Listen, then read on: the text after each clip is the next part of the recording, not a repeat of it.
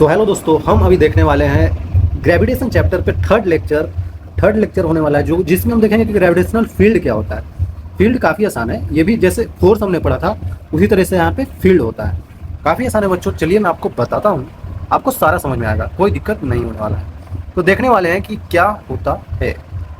देख सकते हैं आप कि a space in which body surrounded by gravitational force attraction is called gravitational field. मतलब कि अगर जब बॉडी पे फोर्स तो लग रहा था, अर्थ था, तो वो किसी ऑब्जेक्ट को नीचे खींच रहा था।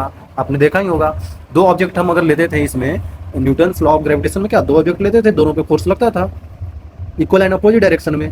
तो वो जो लग रहा था बच्चों, वो तो ठीक है, हमें पता था, लेकिन वो जिस फील्ड में लग रहा है, अब बच्चों यहाँ होता है ना कि ये ऑब्जेक्ट इसको इतना ही दूर तक खींच पाएगा। अर्थ है तो अर्थ किसी ऑब्जेक्ट को किस डिस्टेंस तक खींचता है, लेकिन उससे अब ऊपर चला जाए तो वो नहीं खींच पाता है, क्योंकि उसका ग्रेविटेशनल फील्ड ही वहीं तक होता है। तो ग्रेविटेशनल फील्ड उसी को बोलते हैं जब कोई ऑब्जेक्ट का जो फील्ड होता है उसी फील्ड में चीज़ों को अट्रैक्ट करता है। जैसे अर्थ का आप समझ रहे हैं, तो अर्थ अगर कोई ऑब्जेक्ट अर्थ से बहुत ज़्यादा दूर चला जाता है तो नहीं खींच पाता है, क्योंकि वहाँ पे उसका ग्रेविटेशनल फील्ड नहीं होता है। फील्ड कुछ लिमिटेड स्पेस तक ही होता है बच्चों, ठीक है। देखते हैं और आगे। तो यहाँ पे ग्रेविटेशनल फील्ड जस्ट लाइक अ इलेक्ट्रिक फील्ड।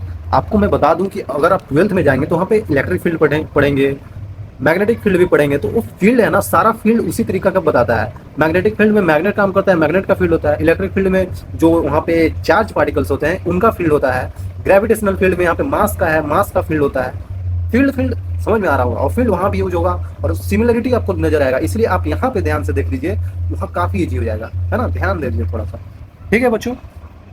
तो क्या बोला जा रहा है कि ग्रेविटेशनल फील्ड सिमिलर होता है। मान लेते हैं बच्चों कि यहाँ पे हमें जो फोर्स है, जैसे कि ग्रेविटेशनल फील्ड जो है, मान लेते हैं ना कि फील्ड को हम ई से रिप्रेजेंट कर देते हैं ड्यू टू ग्रेविटेशनल फील्ड। वो जस्ट सिमिलर हो जाएगा field due to electric field, मतलब कि ई से रिप्रेजेंट कर देते हैं, ऐसे कर सकते हैं। मतलब बिल्कुल सिमिलर टाइप की चीज़ें होती है वहाँ पे। जैसे कि यहाँ पे हम मास दो लेते हैं m1 और मास एक लेते हैं m2, तो वहाँ पे ले लेंगे चार्ज q1 और एक लेंगे चार्ज q2। मतलब सिमिलरिटी देख रहे हैं, यहाँ पे मास वहाँ पे चार्ज में बदल गया, डिस्टेंस वही रहता है ना। ऐसा इन दोनों चार्ज का भी हो सकता है, ये चार्ज यहाँ तक चीज़ों को अपने इलेक्ट्रिक फील्ड में रखे, ये यहाँ तक रखे अपने इलेक्ट्रिक फील्ड में। इसी तरीका से यहाँ पे भी मास जो है, मास अपने आपको हो सकता है ये मास का ग्रेविटेशनल फील्ड यहाँ तक हो, इसका यहाँ तक हो। मतलब सिमिलर आपको समझना पड़ेगा, ठीक है। काफ़ी आसान है यार। आगे देख लेते हैं एक और पॉइंट कि इंटेंसिटी। अब हमें देखिए बच्चों, इलेक्ट्रिक फील्ड लग तो रहा है, मुझे पता चल गया इस ऑब्जेक्ट का यहाँ तक इलेक्ट्रिक फील्ड है, यहाँ तक जो ऑब्जेक्ट्स रहेंगे उसको अपने तरफ वो खींच सकता है। लेकिन इसका इंटेंसिटी बताने के लिए हमें एक चीज़ डिफाइन करना पड़ता है, जिसको बोलते हैं ग्रेविटेशनल फील्ड इंटेंसिटी, ठीक है। यहाँ पे intensity of gravitational field at a point is defined as the force experienced by unit mass placed at that point. अब देखिए इसका फील्ड तो यहाँ तक है बच्चों। मान लेते हैं कि इस पॉइंट पे कोई ऑब्जेक्ट रखा है छोटा सा यूनिट मास का 1m, चाहे मतलब एकदम छोटा सा मास रखा है, पॉइंट मास। तो ये ऑब्जेक्ट इस पॉइंट मास को अपने तरफ खींचेगा, बिल्कुल खींचेगा, क्योंकि इसके फील्ड में है। तो ये किस इंटेंसिटी से खींच रहा है, इसका इंटेंसिटी कितना है बच्चों। अब यहाँ पे रखेंगे तो ये कम खींचेगा ना, यहाँ पे रख देंगे तो मतलब हल्का सा फोर्स लगाएगा। लेकिन यही चीज़ को हमने यहाँ पे रख दिया इस पॉइंट मास को, तो ये इसका दूरी नज़दीक हो गया, मतलब ये जल्दी खींच सकता है, इसका इंटेंसिटी ज़्यादा है खींचने का, है ना। ये टर्म बहुत यूज होगा आगे, इंटेंसिटी वाला टर्म आगे बहुत यूज होगा, इसलिए आपको समझना होगा। इंटेंसिटी मतलब आप समझते हो कितना डेंस चीज़ें है, कितना डेंस फोर्सेस लग रहे हैं, है ना। ऐसे तरीक़े से आप समझ सकते हैं। मतलब इसको खींचने की क्षमता यहाँ तक है, लेकिन इसके जो पास रहेगा उसको ज़्यादा खींचेगा ना बच्चों, इसको तो ज़्यादा ही खींचेगा ना, ये दूर वाले को कम खींचेगा, क्योंकि इसका दूरी बढ़ गया। और अभी हम लोग फार्मूला भी देखने वाले हैं, यहाँ पे बता भी रहा है कि किसी पॉइंट पे उसको डिफाइन ऐसे करते हैं कि force experienced by unit mass placed at that point. देखिए अगर कोई यहाँ पे ऐसे डायरेक्ट अगर फार्मूला देखें तो इंटेंसिटी को आई से बोलते हैं, और ये होता है कि जो ग्रेविटेशनल फोर्स लग रहा है जिस फील्ड में, उसको अगर हम यूनिट मास से जिस पॉइंट पे लग रहा है उससे डिवाइड कर दें तो हमें मिल जाता है gravitational field intensity. Gravitational field intensity, ठीक है बच्चों, काफ़ी आसान है यार। ग्रेविटेशनल फील्ड इंटेंसिटी इसी को बोल देते हैं। ये इंटेंसिटी भी वेक्टर क्वांटिटी होता है, क्योंकि फोर्स वेक्टर क्वांटिटी है, मास पर स्केलर में होता है। आई थिंक आपको समझ में आ रहा होगा। और इसका यूनिट अगर आप लिखना चाहें तो क्या लिख सकते हैं, न्यूटन पर केजी, है ना, न्यूटन पर केजी बोल सकते हैं। काफ़ी आसान है यार, आपको समझ में आ रहा होगा बच्चों कि इंटेंसिटी ऐसा होता है, ऐसे डिफाइन करते हैं। आपको मैं बताता हूँ किस तरीका से आता है। मान लेते हैं कि एक बड़ा सा मास बच्चों हमारे पास ये था, ठीक है, और एक छोटा सा मास, जिससे इस मैं अभी बताया ना, इस बड़े से मास का मतलब इसका ग्रेविटेशनल फील्ड बहुत दूर तक है, इतना दूर तक है। अगर इसी में अगर कोई मास इधर मास रख देंगे तो कोई फर्क नहीं पड़ेगा, क्योंकि इसको खींच ही नहीं पाएगा। लेकिन अगर मास इसके फील्ड के अंदर है, इसके फील्ड के अंदर है, तो इसको अपने तरफ खींचेगा। ओके, अपने तरफ खींचेगा। ये ऑब्जेक्ट क्या है, ये स्मॉल एम मास का है, और इसको बोल देते हैं यूनिट मास। कहीं कहीं पे आपको पॉइंट मास भी मिलेगा, कहीं कहीं पे आपको पॉइंट मास भी लिखा हुआ होगा, घबराना नहीं है, ठीक है। तो ये तो बड़ा सा मास एम था, ये छोटा सा मास एम है। तो ये बच्चों ऑब्वियसली अपने तरफ इसको खींच रहा होगा, अपने तरफ इसको खींच रहा होगा। आराम से हम बता सकते हैं कि इन दोनों में लगने वाला फोर्स क्या होगा। मान लेते हैं इन दोनों के बीच का डिस्टेंस जो हमें दिया हुआ है, ये हमें आर दिया हुआ है, ठीक है बच्चों। तो यहाँ पे हम फोर्स नहीं बता सकते हैं। फोर्स आपने पीछे ही पढ़ा, जी m1 m2 मतलब capital M small M divided by R का स्क्वायर, सिंपल। अब हम यहाँ पे बता सकते हैं, फोर्स बता दिया तो हमने अभी क्या पढ़ा, इंटेंसिटी क्या पढ़ा बच्चों, जो ग्रेविटेशनल फोर्स लगता है उसको इस यूनिट मास से डिवाइड दे देते हैं, तो इंटेंसिटी हमारे पास मिल जाता है। तो फोर्स क्या है, G capital M small M divided by R square into 1/m, मतलब एम ही नीचे है। तो देख सकते हैं आप, स्मॉल एम कट जाता है, तो हमारे पास इंटेंसिटी जो आ जाता है बच्चों, G capital M divided by R का स्क्वायर। ये चीज़ आपको देखना पड़ेगा, ये चीज़ आपको समझना पड़ेगा, है ना बच्चों। ये काफ़ी अच्छा चीज़ आया है, इंपॉर्टेंट चीज़ है। तो इंटेंसिटी ये तो हम पीछे बता दिए, ये आ रहा था, है ना, intensity by force by mass. लेकिन एक्चुअली में बड़े वाला का मास लेते हैं, और इसका देखिए बच्चों, ये जो कैपिटल मास एम है, ये अपने तरफ खींच रहा है, इस ऑब्जेक्ट को अपने तरफ खींच रहा है। तो इसका जो डायरेक्शन होगा, ये अंदर की तरफ खींचने का होगा, है ना। ये कोई भी ऑब्जेक्ट हो सकता है, ये यूनिफॉर्म ऑब्जेक्ट है ना। तो वो हम आगे देखेंगे कौन कौन से ऑब्जेक्ट हम ले रहे हैं। सिंपल सी चीज़ है बच्चों, ये इस तरफ खींचेगा। वही सोचिए आप कि एक और एग्जांपल आपको बताते हैं। मान लेते हैं ये कोई पॉइंट मास यहाँ पे था, एक मास m1 यहाँ पे है, एक मास m2 यहाँ पे है, एक मास m3 यहाँ पे है। इस तरीके का मासेज यहाँ पे दिए हुए हैं, और ये एक पॉइंट मास है, ठीक है, ये एक पॉइंट मास है। और मान लेते हैं ये डिस्टेंस r1 है, ये r2 है, ये r3 है। तो अब यहाँ पे आप इंटेंसिटी एट पॉइंट P क्या बोल सकते हैं, intensity, net intensity at point P हो जाएगा I1 intensity plus I2 intensity plus I3 intensity. समझ रहे हैं चीज़ों को बच्चों, इस तरीका से होता है। इधर ये अपने तरफ खींचेगा I3 I2 I1, तो सब अपने तरफ ये लोग खींच रहे हैं, तो नेट क्या हो जाएगा, सबका वेक्टर सम हो जाएगा। तो हम वेक्टर सम कर दिए हैं, ठीक है। काफ़ी आसान है यार, ये करने में बिल्कुल आसानी होगी। एंगल हमें लेना होगा, ये 3 है, ये 2 है और ये 5 है, तो डायरेक्टली हम ऐड नहीं कर देंगे, ये 8 हो गया। ये वेक्टर है भाई, यहाँ पे कुछ थीटा आएगा, है ना। ध्यान देना है बच्चों, ये वेक्टर है, डायरेक्टली नहीं ऐड कर दिए, चलो भाई आंसर आ गया, वो गलत आंसर होगा, ठीक है, ध्यान देना है, ठीक। चलिए आगे चलते हैं बच्चों। ओके, तो इसी में एक चीज़ और है कि कहीं पे पॉइंट ऑफ जीरो इंटेंसिटी आ जाता है। पॉइंट ऑफ जीरो इंटेंसिटी क्या होता है, मतलब कि इंटेंसिटी को जीरो कर दो। बेसिक सा फंडा तो यही हुआ ना, कि इंटेंसिटी को जीरो कर दो। तो इसको बताने के लिए मैं आपको बताता हूँ कि एक मान लेते हैं ना कि हमारे पास ऑब्जेक्ट यहाँ पे है और एक ऑब्जेक्ट हमारे पास यहाँ पे। एक फार्मूला ड्राइव कर देते हैं बच्चों, जो आपको समझने में आसानी होगा, जो आप बिल्कुल आसानी से समझ पाएंगे। इन दोनों के बीच का डिस्टेंस मुझे दे दिया है,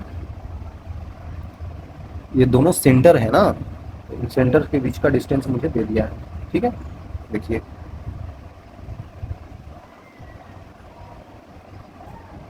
इसका सेंटर मान लेते हैं कि यहाँ पे होगा, इसका सेंटर मान लेते हैं यहाँ पे होगा। तो इन दोनों के बीच की दूरी, सेंटर्स के, इनके सेंटर्स के बीच की दूरी ये जो है ये आर है। ये मैं बाहर से बता दिया क्योंकि वहाँ पे थोड़ा और ज़्यादा टर्म्स आएंगे, ठीक है। इसका मास m1 है, इसका मास m2 है, सिंपल सी है बात बच्चों। और ठीक है, मासेज भी अलग अलग है। तो मान लेते हैं ना कि इन दोनों को मिलाने वाला, इनके सेंटर को मिलाने वाला जो होता है ना पॉइंट, उन्हीं पे इंटेंसिटी आता है, उसी लाइन पे इंटेंसिटी आता है, वहीं पे जीरो इंटेंसिटी का टर्म आता है बच्चों। दो ऑब्जेक्ट है, दोनों को सेंटर्स को मिलाने वाली लाइन ही, उसी लाइन पे कहीं पे जीरो इंटेंसिटी का फंडा लगता है। वो क्या है देखिए, अब ये लाइन तो हमने ड्रॉ कर दिया क्योंकि दोनों के सेंटर से जा रहा है। तो ये मान लेते किसी पॉइंट को, मान लेते इस पॉइंट को अपने तरफ खींच रहा है, ये पॉइंट को इस अपने तरफ, कोई भी पॉइंट ले सकते हैं। आपके लिए मैं मान लिया कि ये पॉइंट है, ठीक है। तो इस आप देख सकते हैं इस पॉइंट को ये अपने तरफ खींचेगा और ये अपने तरफ खींचेगा। ये जो P पॉइंट है, रेड वाली पॉइंट, उसको इधर, ये इसको इधर खींचेगा। ओके, तो ये डिस्टेंस मान लेते हैं ना बच्चों, ये डिस्टेंस मान लेते हैं हम लोग, ये वाली डिस्टेंस जो है ये आपका x है, ये डिस्टेंस आपका x है। तो ये बचा हुआ डिस्टेंस कितना हो जाएगा, यहाँ से यहाँ तक बचा हुआ डिस्टेंस कितना हो जाएगा, पूरा आर है तो आर माइनस एक्स हो जाएगा। सोचिए ना बच्चों, पूरा आर है, आर में से ये एक्स हटा देंगे तो इतना ही तो डिस्टेंस बचेगा, आर माइनस एक्स। अब हम चीज़ें ओवरऑल देख लिए तो अब हमें इंटेंसिटी का फॉर्मूला पता है। Intensity at point P, intensity at point P क्या होगा, M1 की वजह से अपने तरफ खींचेगा, मतलब कि जी कैपिटल एम लिखते हैं ना, मतलब बड़े वाला का मास M1 डिवाइडेड बाई पूरे डिस्टेंस कितना है एक्स है तो एक्स का स्क्वायर कर देते हैं, ठीक है, ये आपको समझ गया। और intensity at point P due to mass M2, इसके वजह से कितना होगा, G M2 divided by R minus X का होल स्क्वायर। चीज़ों को समझिए। अब समझना है कि इस पॉइंट को ये इधर की तरफ खींच रहा है मतलब पॉजिटिव डायरेक्शन है, और इस पॉइंट को ये इधर की तरफ खींच रहा है मतलब नेगेटिव डायरेक्शन है। मतलब M1 इधर की तरफ खींच रहा है, वो नेगेटिव डायरेक्शन में इधर खींच रहा है ना। तो आप माइनस का आई कैप ले सकते हैं, तो यहाँ पे लिख सकते हैं माइनस का आई कैप में है, और इसको लिख सकते हैं प्लस का जे कैप में है, ऐसे लिख सकते हैं चीज़ों को, है ना बच्चों। और ये वेक्टर होता है तभी आई कैप जे कैप लिख रहा है। हमें बोल रहा है कि पॉइंट ऑफ जीरो इंटेंसिटी, मतलब कि किसी पॉइंट पे इंटेंसिटी जीरो हो जाए। तो नेट इंटेंसिटी अगर आपको पॉइंट पी पे बताना हो, नेट इंटेंसिटी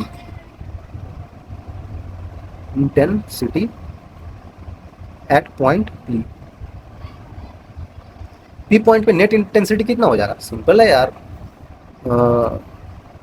पी नेट वो कर देंगे I P M1 plus I P M2। Simple है, चीज़ों को देखकर घबराना नहीं है। कुछ बच्चे देखेंगे अरे भाई M1 M2 क्या क्या बड़ा बड़ा चीज़ लिख रहा है यार। भाई मैं बड़ा बड़ा चीज़ नहीं लिख रहा हूँ, बस ये I1 है ये I2 ऐसे मान लीजिए ना, क्या दिक्कत है। मैं डरा नहीं रहा हूँ, इस सबसे डरना नहीं है यार, ज़िंदगी में डरना नहीं है ना बच्चों। चीज़ों को समझ के चलिएगा तो डरना किस बात है ना। तो लिख लेते हैं, तो ये कितना माइनस का जी M1 एक्स स्क्वायर, M1 लिखना था वो आई कैप में दोनों है, ये भी आई कैप में ही है, जे कैप थोड़ी, प्लस का आ जाएगा, ये आ जाएगा GM2 divided by R minus X का होल स्क्वायर।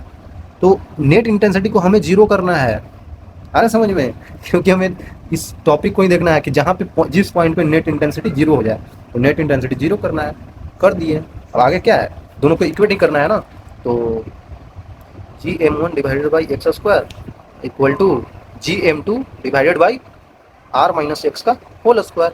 यहाँ से आप देख लेंगे ध्यान से तो जी कट ही रहा है, और यहाँ से बहुत आसान सा इक्वेशन आ जाता है हमारे पास एक, क्या आ जाता है देखिए। तो यहाँ पे क्या आ गया बच्चों, R minus X divided by X, सोचिए ना इधर चला गया इधर चला गया, दोनों का स्क्वायर हो जाएगा, equal to M2 divided by M1। काफ़ी सिंपल हो जाएगा। यहाँ पे R minus X divided by X आ जाएगा, ऊपर आ जाएगा root of M2 divided by root of M1 आ जाएगा, सिंपल। अब यहाँ से हम आर का वैल्यू बिल्कुल आसान से बता सकते हैं,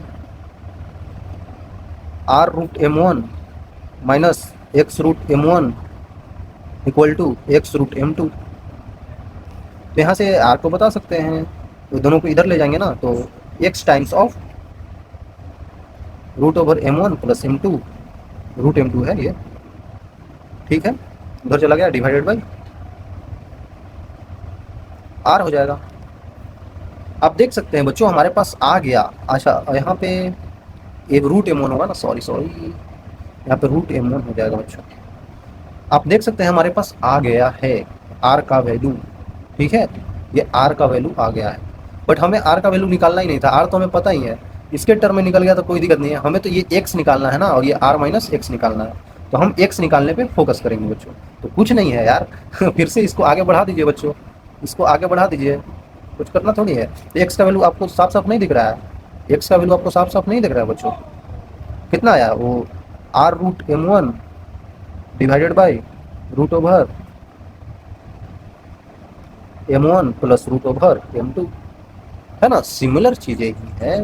ये आ रहा है आपके पास, एक्स का वैल्यू आ गया, आर माइनस एक्स का वैल्यू भी आप बता सकते हैं, है ना बच्चों, आर माइनस एक्स, तो इसको में पुट कर दीजिए, आर कितना आया था, ये आया था, और एक्स इतना आया था, दोनों को माइनस कर दीजिए, तो R minus R root over M1 divided by root over M1 plus root over M2। यहाँ से अब चीज़ें आप बता सकते हैं, मतलब बेसिकली पूछा जाए तो यहाँ पे आर कॉमन ले लेंगे तो 1 माइनस हो जाएगा, ये वाली कट जाएगी, तो चीज़ें हमको लगता है कि सिमिलर ही आ जाएंगी बच्चों, सिमिलर ही चीज़ें आ जाएंगी। देखिए इसको कर ही देता हूँ मैं, यहाँ देखिए अगर मैंने आर कॉमन ले लिया ना तो कितना हो जाएगा बच्चों, root M one plus root M two, minus का रूट एम वन कट जाएगा तो रूट एम टू आ जाएगा, root M two divided by root M one plus root M two. देख रहे हैं चीज़ें सिमिलर ही आया है, बस यहाँ पे चेंज है, यहाँ पे एम टू आया है, यहाँ पे एम वन आया था, बाकी चीज़ें तो सेम ही है। आ रहे समझ में बच्चों? तो ये हो गया आपका आर माइनस एक्स का वैल्यू। ठीक है, चीज़ें समझ रहे होंगे आप, तो आपको समझ में आएगा, क्वेश्चन करेंगे आगे तब और अच्छे से क्लियर हो जाएगा। ठीक है, ओके। तो ये चीज़ समझना बहुत ज़रूरी था, जीरो इंटेंसिटी ये आता है जेई मेंस में, तो आता ही है, मैंने देखा है जेई मेंस में आता है। ओके, अगर आपको यहाँ तक समझ में आ गया है बच्चों, अगर आपको यहाँ तक समझ में आ गया है तो एक चीज़ आपने अगर ध्यान दिया होगा, मैं बता रहा था, तो इंटेंसिटी आपके पास क्या आया था, G M divided by R square आया था। और अगर आप पीछे का लेक्चर भी देखे हो तो जी का वैल्यू जो आता है एक्सेलरेशन ड्यू टू ग्रेविटी, वो आता है G M divided by R square. तो ये दोनों चीज़ें तो सिमिलर ही हो गई। अब बोलेंगे सिमिलर कैसे है, ये तो स्मॉल आर, ये कैपिटल आर है। बच्चों ये सिमिलर ही है। क्यों सिमिलर है? ये आर रेडियस ऑफ अर्थ नहीं है, ये आर बताता है आपको distance between the two bodies. कल ही बताया था, फिर से बताता हूँ। ये जो अर्थ होता है, अर्थ से, ये अर्थ से कोई ऑब्जेक्ट सटा हुआ होता है ना, इसीलिए हम ये पूरा डिस्टेंस आर ले लेते हैं। लेकिन यही ऑब्जेक्ट ऊपर चल जाता है तो ये एच डिस्टेंस ऊपर चला जाता है, तो आर प्लस एच ले लेते हैं। तो ये आर इसीलिए लेते हैं ना, क्योंकि यहाँ पे ये सटा हुआ होता है अर्थ से, और ये भी आर डिस्टेंस ही बताता है, तो ये दोनों सिमिलर हो जाता है। तो बोथ आर दो similar, similar to each other, both are similar to each other, मतलब दोनों लगभग लगभग सिमिलर होते हैं। ये चीज़ आपको समझना होगा। ठीक है, काफ़ी आसान है यार। अब आगे चलते हैं बच्चों, और चीज़ें इसमें होती है। अगर मैं बताना चाहूँ तो मतलब कि अगर ये ग्रेविटेशनल फील्ड हम बता रहे थे, तो मान लेते हैं ना ये अर्थ है, तो अर्थ पे ग्रेविटेशनल फील्ड ऐसे ऐसे, जैसे ये ऑब्जेक्ट को अपने तरफ खींच रहा है, तो ये परपेंडिकुलरली होता है ना। ये ग्रेविटेशनल फील्ड लाइन्स जो बनाते हैं, ये हमेशा इस पर परपेंडिकुलरली आती है ना, ये परपेंडिकुलरली आती है। ये चीज़ आपको समझना होगा। तो ये आगे और भी चीज़ें बताएंगे जब हम लोग इलेक्ट्रिक फील्ड पढ़ेंगे। अभी यहाँ पे इतना ही जानना है, उससे सवाल भी नहीं आता है। ठीक है, वहाँ पे देखेंगे और भी चीज़ें। इतना आपको पचाना है, इतना सीखना है, तभी तो सवाल होगा। ओके, अब सिंपल सी बात यह है कि calculate the gravitational field intensity. अब इंटेंसिटी निकालना तो आपको सिखा दिया, तो अब निकालना है यूनिफॉर्म बॉडीज में। जैसे ड्यू टू यूनिफॉर्म रिंग हो गया, डिस्क हो गया, स्फीयर हो गया, होलो स्फीयर हो गया। तो जिस तरीका से पहले पढ़ते थे इस सब में, तो ये सब चीज़ें आपको समझ में आ रहा होगा। इसी में निकालना है, जिसका मास एम है, रेडियस आर है, distance x from the axis of centre of ring. Okay, x distance दूर है जो जिस पॉइंट से हमको निकालना है। तो मैं अगर आपको बताना चाहूँ तो आपको याद होगा, याद कीजिए बच्चों, याद कीजिए। एक रिंग बना लेते हैं हम लोग। एक रिंग बना लिया हमने, ये रिंग है, और इस पॉइंट से इस पॉइंट पे एक डिस्टेंस है। ये पॉइंट मान लेते हैं पी पॉइंट, जहाँ पे हम लोग यूनिट मास को रखे हैं। ठीक है, और ये हमारे पास रिंग है, रिंग का मास एम है और रेडियस आर है बच्चों। ठीक है, ये रेडियस इसका बच्चों ये आर है, और ये इस डिस्टेंस को हम क्या बोले, इस डिस्टेंस को हम मान लेते हैं एक्स है ना बच्चों। इस डिस्टेंस को हम लोग एक्स मान लिए। तो आप बताइए बच्चों, ये जो रिंग होता है, रिंग तो आर पार होता है ना, ये तो आर पार होता है, इसका सारा मास इधर इधर इधर इधर फैला रहता है, इस एथी पे फैला होता है। ये वाली जो है ना बाहरी ऐसा कुछ क्षेत्र, इस पे मासेस फैले होते हैं। ठीक है, अब हमें अगर निकालना है इंटेंसिटी ड्यू टू इस पॉइंट मास की वजह से, तो सोचिए ना, ये रिंग अपने तरफ ऐसे खींच रहा होगा, इसको ऐसे खींच रहा होगा, ये पॉइंट अपने तरफ ऐसे करके खींच रहा होगा, ये ऐसे, ये पॉइंट इधर की तरफ, ये पॉइंट इधर की तरफ, ये पॉइंट इधर की तरफ, ये सारा पॉइंट अपने तरफ, ये है ना, ये सारा, ये सब पॉइंट्स आए हैं, ये सारा अपने तरफ बच्चों खींच रहे होंगे। ये वाली पॉइंट इधर की तरफ, ये वाली, मतलब इस पी पॉइंट को अपने तरफ ऐसे करके खींच रहे होंगे बच्चों। वहाँ पे अपना इंटेंसिटी जमा रहे होंगे, उस पॉइंट को अपने तरफ लाने की कोशिश कर रहे होंगे। आ रहा है समझ में कुछ? ये रिंग ऐसे वर्टिकली है ना, अपने तरफ लाने की कोशिश कर रहे हैं। अब हमें समझ में आ गया कि ठीक है, तो इंटेंसिटी निकालने के लिए इसका पूरा मास चाहिए, लेकिन हर जगह पे मास अलग है, लेकिन सिमिलर है, सिमिलर मास है, यहाँ पे है, यहाँ पे है। तो छोटी सी मास के लिए निकाल के और उसको जोड़ देते हैं, छोटा मास निकाल के सबका जोड़ देते हैं। हम डायरेक्टली नहीं निकाल पाएंगे ना, डायरेक्टली ये इसका डायमेंशन है, डायमेंशन मतलब इसका रेडियस भी है बच्चों, तो इसको हम डायरेक्टली एक मास कंसिडर नहीं कर सकते हैं, क्योंकि इसका डायमेंशन है, लेंथ ब्रेथ हाइट कुछ है इसका। जब ये लेंथ ब्रेथ हाइट आ जाती है ना, तो हम डायरेक्टली नहीं ना बता सकते हैं, है ना। इसीलिए अब हमें यहाँ पे करना होगा काम। यहाँ पे एक छोटा सा मास डीएम ले लीजिए, एक छोटा सा मास डीएम ले लेते हैं, और अगर हम यहाँ से मिला दें, अगर इस पॉइंट को हम यहाँ से मिला दें, ऐसे करके इस पॉइंट को अगर हम मिलाना चाहें बच्चों, देखिए ये अपने तरफ इसको तो खींच ही रहा होगा, है ना, ये अपने तरफ इसको तो खींच ही रहा होगा, उसी तरीक़े से इधर वाली पॉइंट भी अपने तरफ इसको खींच ही रहा होगा, ये सारी चीज़ें इधर ऐसे खींच रही हैं। ओके, मान लेते हैं ये एंगल हमारे पास थीटा है, मान लेते हैं एंगल हमारे पास थीटा है। ओके ओके, तो हम यहाँ पे ये काम कर सकते हैं ना कि छोटे से मास ले लिए, अगर छोटा सा मास डीएम है, इसको जुड़ते जाए जुड़ते जाए जुड़ते जाए तो पूरा मास आ जाएगा। छोटे से मास है, छोटे छोटे छोटे छोटे सब जुड़ते जाए पूरा मास आ जाएगा।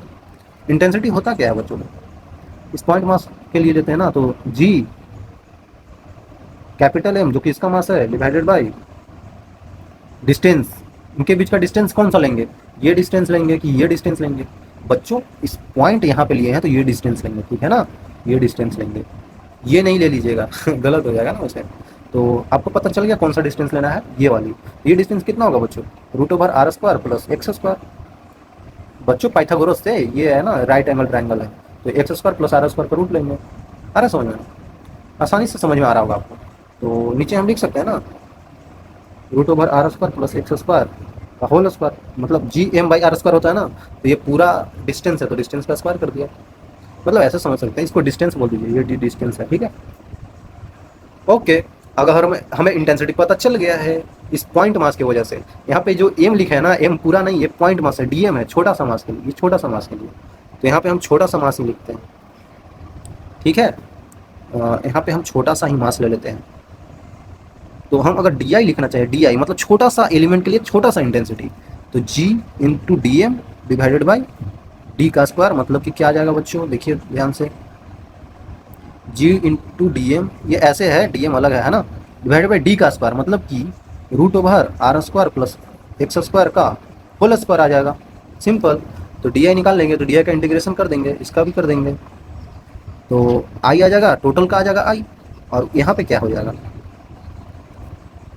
यहाँ पे हो जाएगा जी बाहर आ जाएगा बच्चों, जी बाहर आ जाएगा, और आर स्क्वायर रूट ओवर हट जाएगा ना, यहाँ पे ये हट जाएगा क्योंकि स्क्वायर है तो हट जाएगा, सिंपल सी बात है।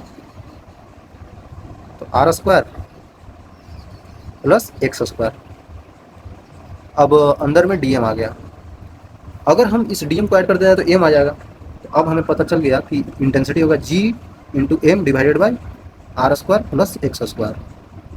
ये जो आया है, ये जो आया है, ये हमारे पास इंटेंसिटी आया, इसके वजह से, इसके वजह से, सब छोटे छोटे छोटे वजह से, मतलब सबका डायरेक्शन कैसा है, ऐसे है, इसका डायरेक्शन ऐसे है ना बच्चों, डायरेक्शन लेना है क्योंकि वेक्टर है, तो ऐसे ऐसे डायरेक्शन आ रहा है, तो अब डायरेक्शन ऐसे ऐसे सब समझिए, ऐसे करके मुंह खुला है ना, ऐसे करके मुंह खुला है, तो अब हमें तो बच्चों ये रिंग है तो सबका अलग अलग लेंगे, तो कितने बार हम ऐड करते रहेंगे, इन सब को ऐसे करके अलाइन कर देते हैं, सबका वेक्टर सम कर देंगे, इसका इसका ऐसे जब सब आ रहा होगा तो सबका एक अंदर से निकलेगा यहाँ से, जो यहाँ से ओ पॉइंट से पास होगा, ये इस ओ पॉइंट से, ठीक है। तो along P O, so along P O, P O के अलोंग क्या हो जाएगा इंटेंसिटी, आई इक्वल टू, समझिए ये इसका इंटेंसिटी इधर था, इसका इंटेंसिटी इधर था, तो इसका कॉस कंपोनेंट ले लेंगे क्योंकि थीटा एंगल है, तो आई कॉस थीटा, इधर का भी आई कॉस थीटा, जो इधर बन रहा होगा इसका भी आई कॉस थीटा, सबका आई कॉस थीटा ले लेंगे, पी ओ के अलोंग निकल जाएगा, तो ऐसे ही कर देते हैं, मतलब कॉस कंपोनेंट सबका लेना होगा। आई थिंक आपको क्लियर हो रहा होगा बच्चों, है ना। तो यहीं पे इंटीग्रेशन में ही कॉस कंपोनेंट हमें लेना होगा, क्योंकि अगर हम पीओ के अलोंग निकालना चाहते हैं तो, ठीक है, सबका हो रहा है ना, तो सबका यहाँ पे सम ही तो हो रहा है, क्योंकि इंटीग्रेशन में सम नहीं होता है, तो कॉस थीटा कर देते हैं, सबका हमें कॉस थीटा लेना होगा, ठीक है। तो अब यहाँ पे लिख देते हैं जी एम आ रहा था divided by R square plus X square. आपको ये समझ में आना बहुत जरूरी है, इसीलिए मैंने पहले नहीं कॉस थीटा लिखा था, अरे समझ में, इसीलिए मैंने नहीं लिखा था, क्योंकि अगर हमें पीओ के अलोंग निकालना है ना, इन सबका ऐड करना होगा, तो ऐड कर रहे थे तो यहीं पे ना ऐड करेंगे सबका बच्चों, क्योंकि इंटीग्रेशन कर रहे हैं ना, तो सबका यहीं पे तो ऐड करेंगे। आ रहा होगा समझ में आपको। तो यहाँ पे आ गया, तो कॉस थीटा का वैल्यू क्या होगा, तो ये एंगल थीटा है हमारे पास, तो कॉस थीटा का वैल्यू देखिए ना बच्चों, cos theta equal to base upon hypotenuse, base X है, हाइपोटेन्यूज क्या है, root over R square plus X square, ठीक है। तो अब हम आसानी से बता सकते हैं यहाँ पे कि कॉस थीटा का वैल्यू क्या है, X upon root over R square plus X square. मतलब कि इंटेंसिटी हमारे पास आ गया G M X divided by R square plus X square का पावर 3/2। कितना आसानी से आ गया है ना। ये चीज़ आपको समझ में आना चाहिए। ये होता है, ओके, ये होता है रिंग का। भले ही टाइम लगा है बच्चों, लेकिन आपको समझना होगा, ये रिंग का होता है। उसी तरीके से अब डिस्क का भी निकालना होगा तो निकाल सकते हैं हम लोग। देखिए यहाँ पे वही बोला जा रहा है, intensity at a distance of axis from the uniform disc. Disc की वजह से भी ये निकालना ईजी है, थोड़ी सी दिमाग लगाना होगा, उतना आप लगा सकते हैं। तो मान लेते हैं ना कि बच्चों एक हम यहाँ पे डिस्क बना देते हैं। एक डिस्क बना दिया, इसमें बच्चों एक हमें इस पॉइंट से लेना है, मतलब कि कोई पॉइंट बाहर है। आप सोचिए बच्चों, आपको मैं सोचने के लिए इसलिए बोल रहा हूँ, ये डिस्क है तो डिस्क का मास हम रेडियस आर दे दिया है। तो अब बच्चों ये तो सॉलिड डिस्क होता है तो पूरा भरा भरा होता है ना इसको कैसे निकालेंगे, सोचिए पहले। इस पॉइंट से यहाँ पे कोई मास हमें दिया हुआ है, कोई पॉइंट मास पी पॉइंट पे दिया हुआ है। तो देखिए डायरेक्टली निकालना संभव नहीं होता है, क्योंकि इसका कुछ डायमेंशन है, इसका आर रेडियस है। अब इसको हम पॉइंट मास की तरह छोटी सी नहीं मान लिया, इसका हम डायमेंशन नहीं लेते हैं, लेकिन इसका डायमेंशन लेना होगा क्योंकि आर डिस्टेंस होता है, इसीलिए हमें इंटीग्रेशन करना पड़ता है। तो अब बच्चों अगर हमने बताया था पीछे कॉन्सेप्ट, डिस्क लेना है, डिस्क लेना है तो छोटे छोटे से रिंग को ऐड कर दो। प्याज देखें, प्याज खाते हैं, प्याज प्याज ऑनियन। तो ऑनियन में क्या होता है, अगर बीच से काटते हैं तो ऐसे ऐसे सर्कल कर कर कर करके पूरा फैल जाता है। तो वो सर्कल ही फैल रहा है ना, वो रिंग फैल रहा है, रिंग। उसको निकालिएगा तो रिंग बन जाता है, रिंग। तो उसी रिंग को हम ऐसे करके जोड़ते जाएं जोड़ते जाएं जोड़ते जाएं, तो रिंग क्या बन जाएगा, एक बार डिस्क बन जाएगा, है ना। सलाद काटते होंगे तो आपको समझ में आ रहा होगा, तो डिस्क बन जाता है। तो पहले हम एक रिंग कंसिडर करते हैं, उसके बाद उसी को हम जुड़ते जुड़ते जुड़ते जुड़ते आर डिस्टेंस तक चले जाएंगे तो डिस्क बन जाएगा, और डिस्क बन गया तो उसको हम निकाल लेंगे। इसीलिए जरूरी है, आपको समझ में आ रहा है ना बच्चों। हम डायरेक्टली इसको मास एम कंसिडर करके और रेडियस आर कंसिडर करके नहीं बना पाएंगे, क्योंकि इसका डायमेंशन है, इसका अलग होगा, इस पॉइंट का अलग, इस पॉइंट का अलग, इस पॉइंट का अलग। तो इस सबको नहीं बताना है ना इंडिविजुअल, हमें ओवरऑल बताना है, इसीलिए हम करना पड़ता है।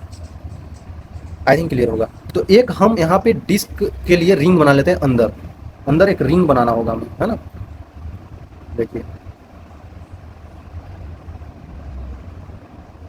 एक रिंग हमने बना लिया।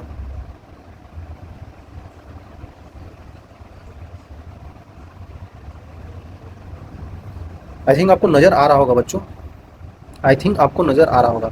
ये हमने एक रिंग बना लिया है, ऐसा ही रिंग ऐड होता जा रहा होगा। ठीक है, रिंग है, इसे इसका मास तो ऐसे ऐसे होता है ना।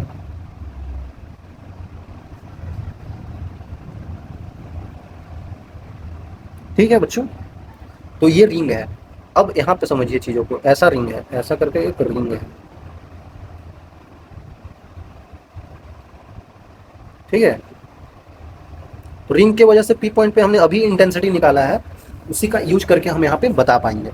देखिए इसके वजह से, रिंग के वजह से अभी बताया ना पी पॉइंट पे, वो इंटेंसिटी क्या आ रहा था, वो आ रहा था आपका G capital M into X. X ये डिस्टेंस था, याद रखिए, ठीक है ना। अपॉन अपॉन में क्या था, R square plus X square के पावर में 3/2 था, अभी देखा हमने। ओके, आर आर इसका रेडियस था, ये बड़ा वाला आर इसका रेडियस था। लेकिन अब यहाँ पे ये डिस्क का, ये जो डिस्क है इसका रेडियस आर है, इसका मास एम है, ठीक है ना, गड़बड़ाना नहीं है। इस टाइम पे यहाँ पे इसका आर था, तो अब हम इस आर को मान लेते हैं कि ये वाई है, वाई मान लेते हैं, क्योंकि हमें रिंग को ऐड करता जाना है। तो यहाँ पे इसका हम रेडियस को हमने वाई मान लिया, मानने के ऊपर है बच्चों, क्योंकि आप गड़बड़ नहीं करते इसलिए हम मान लेते हैं। तो मान लेते हैं ना कि इसका रेडियस हमारे पास, इसका रेडियस हमारे पास वाई है, मान लेते हैं, मानने में क्या दिक्कत है। और ये डिस्टेंस तो इसका वही रहेगा, एक्स डिस्टेंस था, ठीक है, ये डिस्टेंस एक्स ही रहेगा, सिंपल है। तो ये चीज़ हमें पता है, यहाँ पे आर स्क्वायर की जगह पे हमें वाई लिखना होगा, ठीक है, हमें यहाँ पे वाई लिखना होगा, वाई स्क्वायर। तो अब इसी रिंग को हम धीरे धीरे ऐड करते जा रहे हैं, तो इसका मास, बड़े वाले का मास आर रेडियस एम है, तो इसका सिग्मा हम निकाल सकते हैं। सिग्मा होता है मास पर यूनिट एरिया, मतलब एरियल मास डेंसिटी। तो यहाँ पे इसलिए निकाल रहे हैं, मास पर यूनिट एरिया बोलते हैं। तो इसका एरिया कितना होगा डिस्क का, पाई आर स्क्वायर होगा, सिंपल, पाई आर स्क्वायर होगा। तो अब इसका मास निकालने के लिए, मतलब डीएम छोटा सा, इसका मास डीएम है, ठीक है ना, क्योंकि रिंग है छोटी सी। तो इसका क्या लिख देंगे बच्चों, देखिए यहाँ पे एम नहीं डीएम लिखना होगा क्योंकि इसको हम छोटा सा रिंग मान रहे हैं। तो डीएम इक्वल टू क्या हो जाएगा बच्चों, sigma into D A. Sigma same ही रहता है क्योंकि ये एरियल मास डेंसिटी है। एरियल मास डेंसिटी मतलब कि इसका डेंसिटी तो सेम ही होगा ना बच्चों। ये रिंग में काट दें जैसे है ना, ये लकड़ी का है तो ये भी लकड़ी का ही होगा, ये लोहा का है तो ये भी लोहे का ही होगा ना, वैसे ही समझ लीजिए। तो सिग्मा तो वही रहेगा। तो डीएम हम निकालने के लिए रेडी हो गए हैं। DM equal to sigma into sigma क्या है बच्चों, M by pi R square into area कितना है बच्चों हमारे पास, डी ए। एरिया नहीं बता सकते हैं इसका। इसको प्याज वाले जो रिंग काटे थे इसको खोल दीजिए, खोल देंगे तो कितना हो जाएगा इसका, 2 पाई वाई पूरा लेंथ इंटू इसका छोटा सा ये दूरी होगा ना, ये कुछ दूरी होगा तो ये डी वाई मान लेते हैं वाई के टर्म में, क्योंकि वाई मान लिया है तो 2 वाई डी वाई हो जाएगा। इसका एरिया कितना हो जाएगा, डी ए छोटा सा 2 वाई डी वाई, है ना। सिंपल है बच्चों, ये चीज़ आपको समझ में आ रहा होगा। यहाँ पे लिख देंगे 2 पाई वाई डी वाई, ठीक है, काफ़ी आसान है। तो पाई पाई हमारे पास कटा तोड़ा यहाँ पे काट दिल जाए, काट देनी। कटला के बाद यहाँ पे लिखे पड़ी कि 2 Y D Y, sorry M कौन लिखी, एम लिखे पड़ी ना अपन आर स्क्वायर, ठीक बा। यहाँ तक हो गई। तो एक बाद हमारा पता करके पड़ी कि ये डीएम को ऐड करते करते हमें पूरा डिस्क बनाना है। मतलब कि अब डिस्क का लिखना है। अभी आपने इस रिंग का जो डीएम लिखा था ना यहाँ पे, ये डीएम ही तो था, जी डीएम था ना वो, तो देखिए ये जी था, ये डीएम था। तो यहाँ पे डीएम के जगह पे ये पुट कर दीजिए, है ना, यहाँ पे ले जाके यहाँ पे पुट कर दीजिए, क्योंकि डीएम है तो डीएम को मैं तो पुट करना ही होगा ना, कर देते हैं। तो आई एट पॉइंट पे कितना आ जाएगा बच्चों, G into D M into X. तो यहाँ पे फिर से लिख लेते हैं D M into X divided by R square plus X square के पावर में 3/2। तो अब यहाँ पे लिख देते हैं G into X into divided by R square plus X square के पावर में 3/2 इंटू यहाँ पे कितना था बच्चों, डी एम का वैल्यू कितना आया था, 2my dy, 2my dy divided by R square, 2my dy divided by R square, ठीक है। आई थिंक क्लियर हो रहा होगा। हमारे यहाँ पास देखा जाए, हमें यहाँ पे अगर देखें तो ये हमने बदल दिया था, क्योंकि यहाँ पर रेडियस नहीं था बच्चों, ये रेडियस को हमने y मान लिया था। तो यहाँ पे y लिखना होगा, हमें यहाँ पे y लिखना होगा। ये चीज़ आपको ध्यान देना है, नहीं तो गलत हो जाएगा ना। हमने माना किस लिए, ये मैंने बताया है पीछे, है ना, गड़बड़ नहीं करना है। तो ये वाई स्क्वायर था। तो यहाँ पे कितना हो जाएगा बच्चों, ठीक है। वेरिएबल यहाँ पे दिख रहा है साफ साफ, इंटीग्रेट करना तो जरूरी है। तो इंटीग्रेट करेंगे तो पूरा इंटेंसिटी पी पॉइंट पे मिल ही जाएगा, इक्वल टू जो बाहर कॉमन आना रहा है उसको निकाल, 2mg कॉन्स्टेंट है, और क्या कॉन्स्टेंट है, एक्स भी कॉन्स्टेंट ही है, एक्स वेरी नहीं कर रहा है, और नीचे आर स्क्वायर भी कॉन्स्टेंट ही है। वेरिएबल क्या है यहाँ पे, Y D Y divided by Y square plus X square के पावर में 3/2। और ये y जो है कहाँ से कहाँ वेरी कर रहा होगा, ये जो y माने हैं ये यहाँ से 0 से बढ़ते बढ़ते बढ़ते बढ़ते बढ़ते बढ़ते बढ़ते बढ़ते r तक चला गया, क्योंकि इसका पूरा रेडियस तो r ही है। मतलब छोटा सा रिंग, एक और ring ring ring ring ring ring खेलते जा रहे हैं। रिंग कहाँ तक बढ़ रहा है, 0 से लेके r तक बढ़ रहा है, रिंग 0 से लेके r तक बढ़ रहा है, ठीक है। तो हम लोग कर देते हैं r तक। तो यहाँ पे y का वैल्यू कहाँ से 0 से लेके r तक बढ़ रहा होगा, है ना बच्चों। सिंपल है यार। तो ओके, सिंपल हो ही गया तो क्या दिक्कत है अब हमें। तो अब हमें सिंपल हो गया तो डायरेक्टली लिख सकते हैं। अब इसी का इंटीग्रेशन करना है, तो अभी हम इसका कर लेते हैं बच्चों, है ना, इसका इंटीग्रेशन कर लेते हैं। तो देखिए अब यहाँ पे अब यहाँ पे डिवीजन रूल नहीं लगा सकते इंटीग्रेशन में, वैसा कुछ डिवीजन रूल होता नहीं है।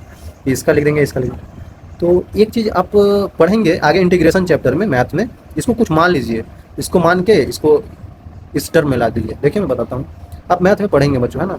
लेट कर लेते हैं, मान लेते हैं, बनाने के लिए, सोल्व करने के लिए मानना पड़ता है। Y square plus X square का वैल्यू मैंने मान लिया टी है, तो इंटीग्रेट कर देते हैं। तो टी 2y dy आ जाएगा ना बच्चों, विद रिस्पेक्ट टू टाइम कर रहे हैं हम लोग, ठीक है। Sorry, with respect to time नहीं कर रहे हैं, जो टर्म्स है उसी के अबाउट में इसको डिफ्रेंशिएट कर रहे हैं। इसका डिफ्रेंशिएशन ये हो जाएगा, एक्स स्क्वायर का डिफ्रेंशिएशन होएगा ही नहीं कुछ, क्योंकि एक्स स्क्वायर हमने यहाँ पे लिया ही नहीं है। यहाँ पे देखिए प्लस 0 इक्वल टू dt आ जाएगा, है ना।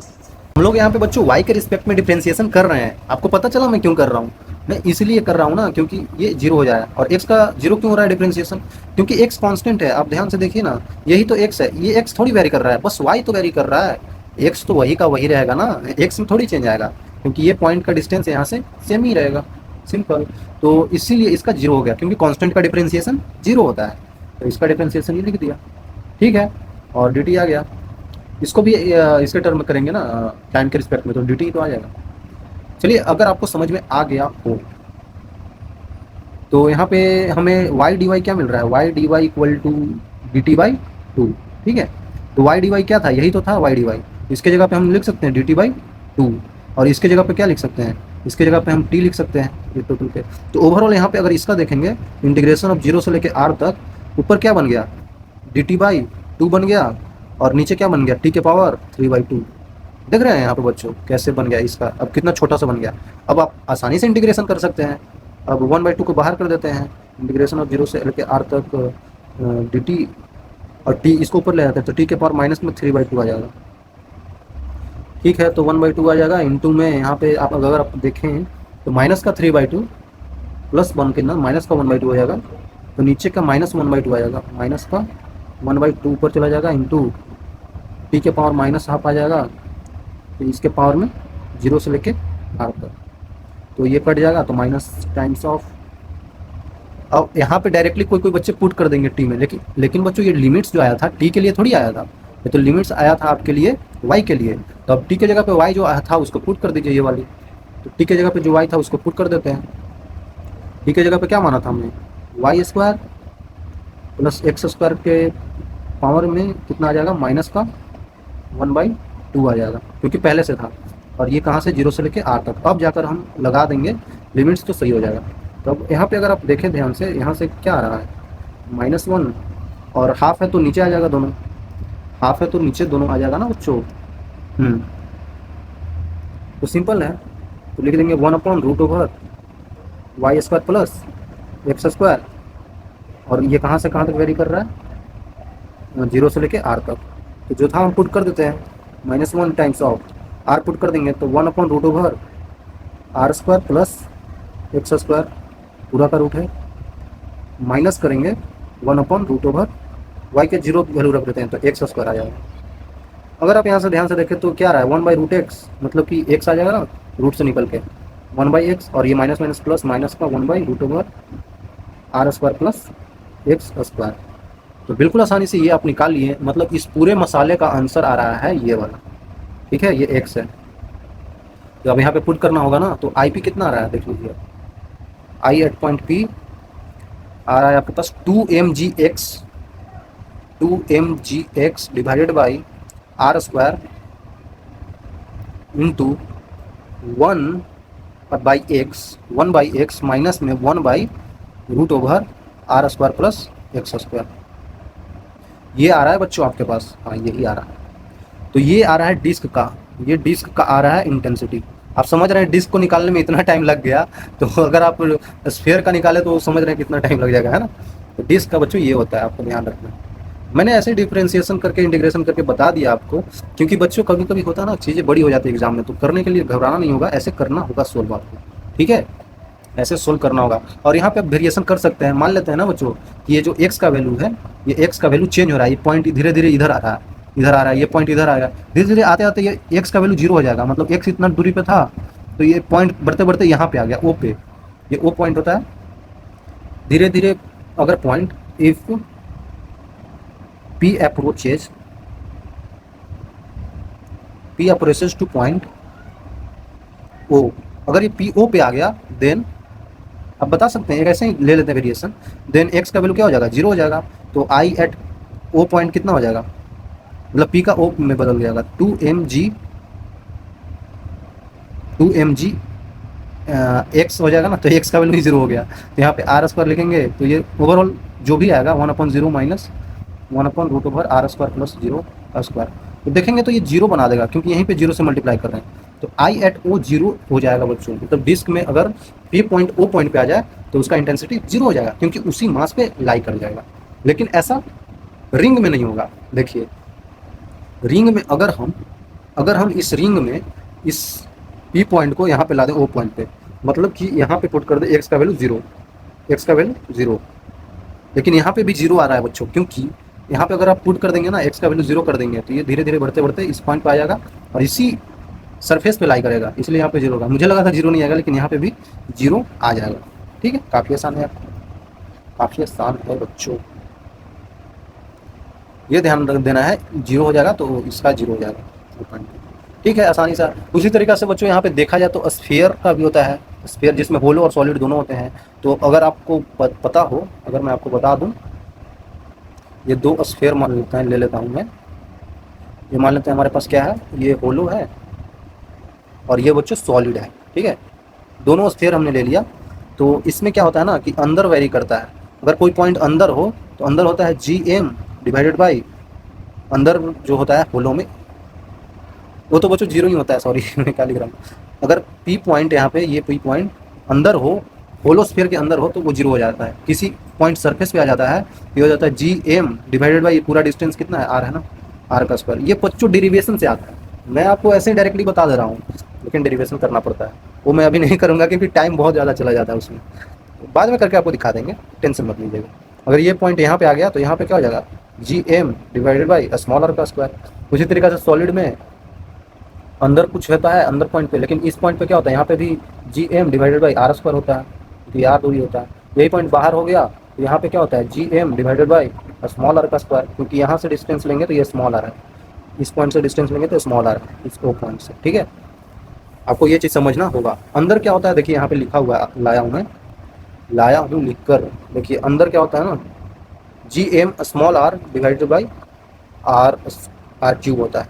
ओके, तो यहाँ पे अगर P पॉइंट मान लेते हैं, ये हो गया हमारे पास, ये डिस्टेंस मान लेते हैं स्मॉल r है, तो I एट पॉइंट P कितना हो जाएगा, GM small r divided by capital R का क्यूब। ठीक है, ऐसे करते हैं।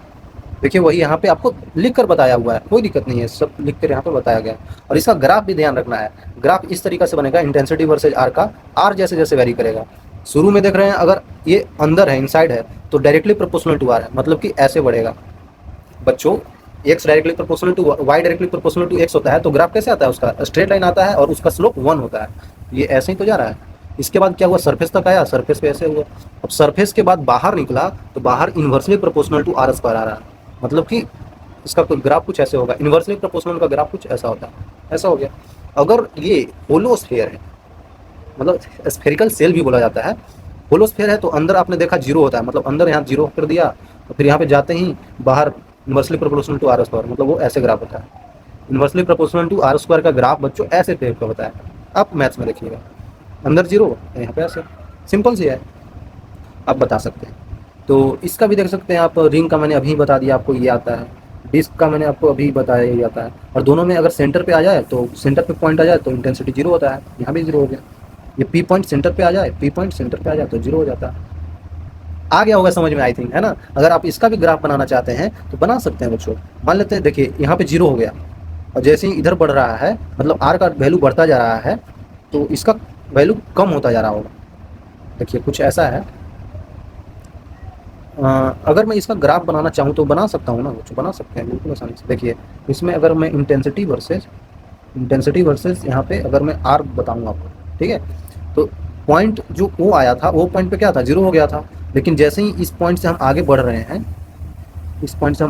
हैं, तो हमारा R का वैल्यू भी बढ़ता जा रहा होगा, या R का वैल्यू भी बढ़ता जा रहा होगा, मतलब नीचे का टर्म धीरे धीरे बढ़ता जा रहा होगा, तो ओवरऑल इंटेंसिटी कम होता जा रहा होगा, है ना।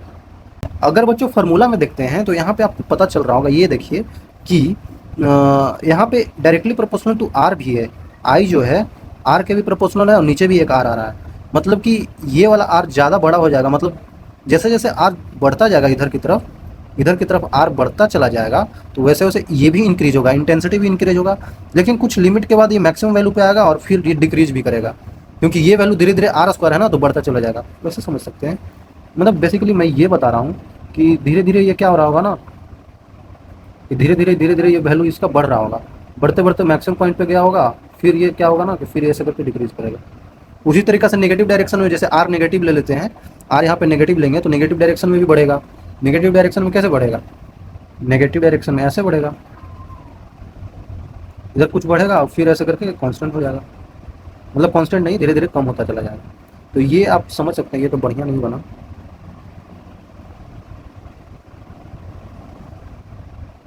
समझ रहे हैं बच्चों, इस तरह से जाएगा, मतलब यहाँ पे कुछ मैक्सिमम वैल्यू आएगा, है ना, यहाँ पे कुछ मैक्सिमम वैल्यू आ जाएगा। ये maximum value I think R/√2 पे आता है, r/√2 पे आता है, ये जो स्मॉल r लिए हैं, ये r/√2 पे आता है, माइनस का r/√2 हो जाएगा।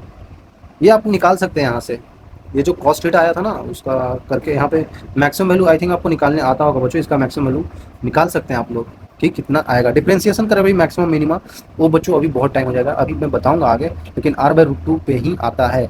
अगर आप r/√2 यहाँ पे रखेंगे तो आपको मैक्सिमम वैल्यू मिलेगा। देखिए यहाँ पे मैक्सिमम मिलेगा, मतलब ये समझ रहे हैं ना, यहाँ पे रेडियस ए है तो यहाँ ए बाई, मतलब ये इसका रेडियस बोल रहा हूँ, मतलब आप कंफ्यूज मत होइएगा। यहाँ पे ए जो है ना यही रेडियस है, कैपिटल आर, ठीक है। यहाँ पे ए जो है कैपिटल रेडियस आर है, तो यहाँ पे a/2 लिखूँ या r/2 लिखूँ, r/√2 लिखूँ, सेम ही है, ठीक है।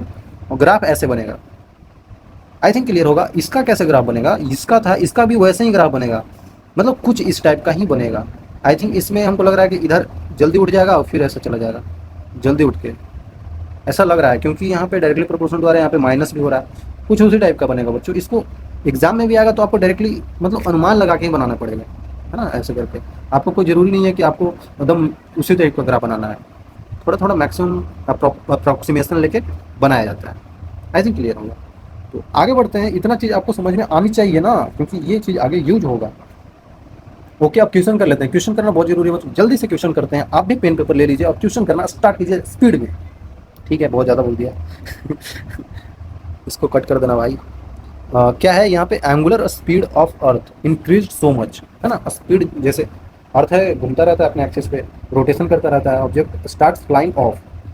अरे भाई अगर मैं स्पीड अर्थ का और बढ़ा दूँ, मेरे पास वैसे शक्ति तो नहीं है, लेकिन जो इसको चला रहे हैं वो अगर बढ़ा दें इसका स्पीड तो क्या होगा।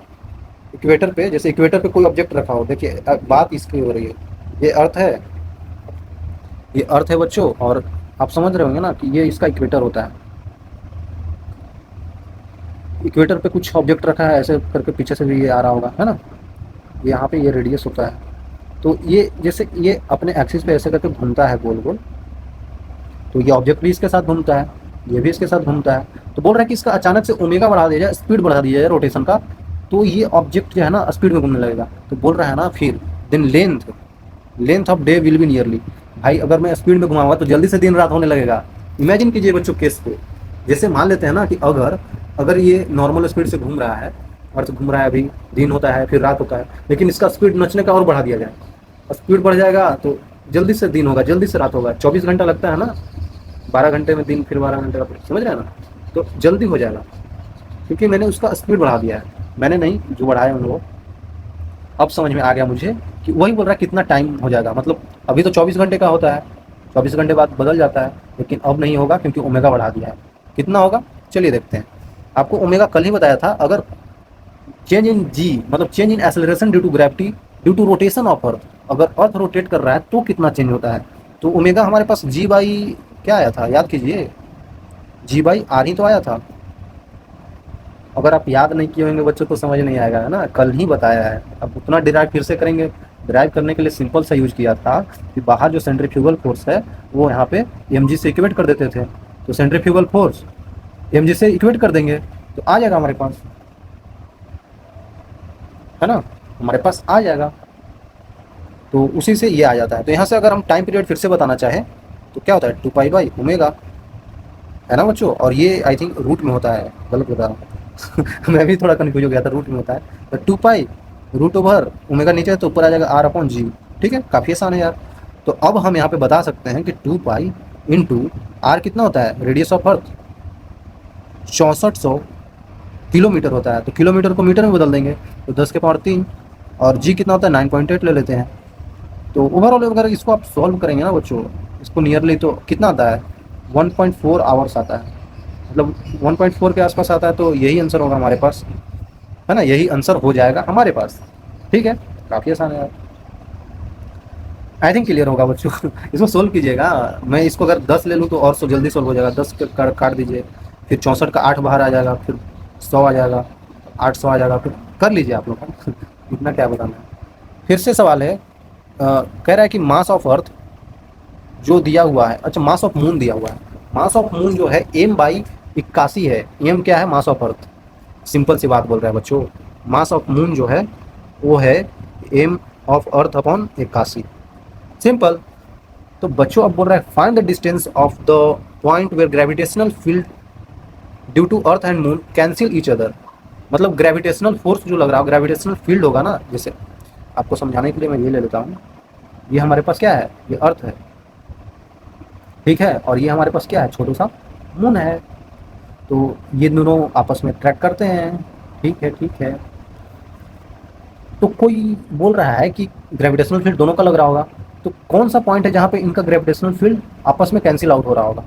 मतलब इधर ये खींच रहा होगा और इधर ये खींच रहा होगा, कोई ऐसा पॉइंट तो होगा ना जहाँ पे इसको ये इधर खींच रहा हो, इसको ये इधर खींच रहा हो, और दोनों आपस में कैंसिल आउट हो रहा है। मतलब वही कॉन्सेप्ट है, वही फंडा है। मतलब नहीं होता है कि इंटेंसिटी दोनों का जीरो कर देते हैं, किसी पॉइंट पे इंटेंसिटी जीरो होता है ना, इधर का खींचने का इधर का खींचने का, तो दोनों का इंटेंसिटी को इक्वेट कर देते हैं, वही करना होगा। फ्रॉम द मून, अच्छा मून से ये बोल रहा है, मतलब व्हाट डिस्टेंस, मतलब मून से कितना डिस्टेंस है वही, ठीक है ठीक है ठीक है। गिवन क्या है, distance between earth and moon 60 R है। दोनों के बीच का डिस्टेंस हमें बच्चों 60 आर दे रखा है, 60 आर दे रखा है। मतलब कि आप यहाँ से यहाँ तक की दूरी नाप लेंगे तो ये आ जाएगा आपको 60 टाइम्स ऑफ आर। आर होता है रेडियस ऑफ अर्थ, यहाँ पे बोल रखा है, ठीक है। कुछ नहीं करना है, ये पॉइंट को यहाँ से मान लेते हैं कि x दूरी पे है, तो यहाँ से कितना दूरी पे होगा, 60 आर माइनस एक्स। सिंपल सी फंडा है ना, यहाँ से x तो यहाँ से कितना बचा, 60 आर माइनस एक्स, सिंपल। अब क्या करना है, इस पॉइंट पे इंटेंसिटी इक्वेट कर देना है। तो अर्थ क्या क्या होगा, इंटेंसिटी हो जाएगा G M of earth upon 60 R minus X का होल स्क्वायर, यही तो होता है। इंटेंसिटी ड्यू टू मून कितना होगा बच्चों, G mass of moon divided by X का स्क्वायर। तो इन दोनों को इक्वेट करना होगा अब हमें। तो इन दोनों को इक्वेट करने के लिए क्या करेंगे बच्चों, हम इन दोनों को इक्वेट कर देते हैं, I of A equal to I of.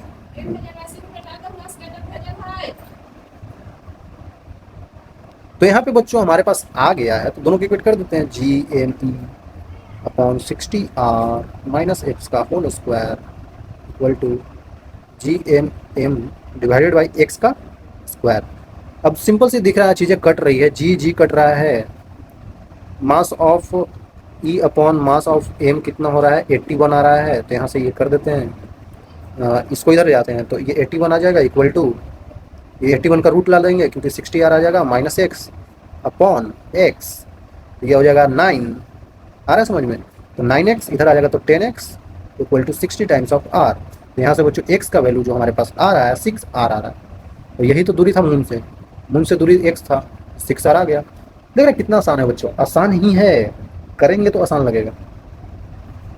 फिर से एक आसान सा सवाल बोल रहा है, ये जो रॉड दिया हुआ है, ठीक है, ये कुछ रॉड दिया हुआ है और फाइंड ग्रेविटेशनल फोर्स। अच्छा अब तो फोर्स निकालना है, exerted by point mass M, ये कोई मास एम है, point mass on uniform rod, uniform rod पे इसके वजह से कितना ग्रेविटेशनल फोर्स लग रहा है। बच्चों को दो मासेज होते हैं तो दोनों के बीच में कुछ तो ग्रेविटेशनल फोर्स लगता है, तो बोल रहा है कितना लग रहा होगा। अब बोलेंगे ठीक है मास एम है तो directly G M small M divided by, दोनों के बीच का डिस्टेंस ए है ना, ए स्क्वायर, मतलब G capital M small M divided by A square. तो ये आंसर नहीं है क्योंकि ये गलत है बच्चों। क्यों है, क्योंकि आप कौन सा मास ले रहे हैं, ये मास ये पूरा का मास सेम है ना, लेकिन यहाँ का डिस्टेंस अलग है, यहाँ का डिस्टेंस अलग है, यहाँ का डिस्टेंस इससे अलग है, तो डिस्टेंसेस सब मास का अलग अलग आ रहा है, तो सबका तो ग्रेविटेशनल फोर्स अलग अलग आएगा। तो अलग लगा के सबको ऐड कर देते हैं। तो करिए बच्चों करिए ऐड, हो जाएगा, आंसर आ जाएगा, वैसे ही आएगा, सिंपल सा फंडा वैसे ही आएगा, क्योंकि डिस्टेंस से चेंज हो रही है ना। तो ओवरऑल मास का निकालना है, तो अब डिस्टेंस क्या लेंगे पता ही नहीं है, तो अब इसको छोटे छोटे टुकड़ों में तोड़ के करना है। सिंपल सी बात है बच्चों, इसका मास कितना है, एम है। रॉड जो है, रॉड का जो मास है एम है, लेंथ एल है, ठीक है। ये चीज हमें पता है, ये चीज हमें पता है। अब हम क्या करेंगे ना, अगर हमको इस मास एम, छोटे सा मास एम है, इसका लेमडा हम बता सकते हैं, mass per unit length M by L. इसका छोटा सा मास इस पॉइंट से ले रहे थे, मतलब ये पॉइंट हमारे पास जीरो था, जीरो से हमने कुछ डिस्टेंस पे गया, कितना डिस्टेंस पे गया बच्चों, देखिए यहाँ पे सब कुछ दिया हुआ है, ये एक्स डिस्टेंस ये है और ये पूरा एल है, तो ये एल में से पूरा ये एक्स हटा देंगे, तो इतना डिस्टेंस हम लोग इधर आके लिए थे, ठीक है, इतना डिस्टेंस, तो ये कितना था एल माइनस एक्स। समझिए समझिए, ये डिस्टेंस कितना होगा, ये एल माइनस एक्स ही तो होगा, पूरा एल है, ये एक्स है। हमने इस पॉइंट पे एल माइनस एक्स डिस्टेंस पे जाकर इस पॉइंट से जीरो से एक पॉइंट मास लिया जो कि मास इसका डीएम था, ठीक है। और हम इसको इंटीग्रेट कर देते हैं फिर तो इस छोटे से डीएम मास की वजह से इस छोटा सा मास एम का ग्रेविटेशनल फील्ड कितना होगा, मतलब फोर्स कितना होगा, क्योंकि हमें फोर्स निकालना है। तो जी डीएम छोटा सा मास ये था इंटू एम डिवाइडेड बाई कितना डिस्टेंस है, दोनों के बीच का डिस्टेंस कितना है, दोनों के बीच का डिस्टेंस कितना है बच्चों, ये देखना होगा हमें। इसके बीच का डिस्टेंस कितना है, इसके और इसके बीच का डिस्टेंस कितना है। तो शुरुआत में इसके बीच का डिस्टेंस कितना है, ये x है और ये a है, तो x प्लस a है। ये डीएम के बीच में देखें x और ये a, तो मतलब x प्लस a है, x प्लस a डिस्टेंस दूर है। तो g m1m2 divided by r square, मतलब ये आ गया। सिंपल है ना बच्चों, सिंपल है।